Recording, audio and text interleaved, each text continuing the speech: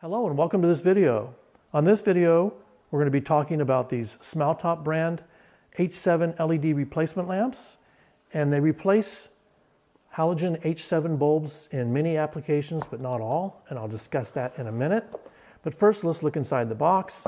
Inside you get some instructions, you get some filters for yellow and blue, you get a pair of lamps, and they have a cooling system on the back, and that takes about 1.5 inches of clearance, so that's something to be mindful of. Then the power supply module, and they plug right into the H7 cable. So I'll come back in a second and we'll show you the application. Okay, so before you take the old bulbs out, you want to make sure they're fully cooled down.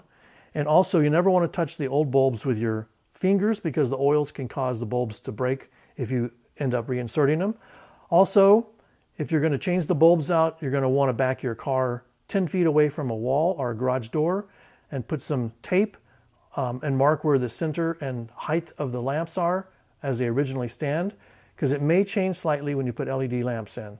So having said that, the kind of clips that hold the H7 bulbs in that you can use with this headlight are on camera here, and we'll show you how to remove a standard H7 bulb by unclipping it. So there you go. Now you're just going to simply install the adapter flange, and you're going to clip it in, and then the new bulb will go into place, inserted into that adapter flange. So, having said that, I do want to mention that some European cars and possibly some motorcycles may have a different type of clip rather than this clip that folds over and holds the flange in place. And this type of bulb will not work unless you have this type of clip. So bear that in mind before you make an order. And so that's pretty much all there is on this video. Thank you for watching.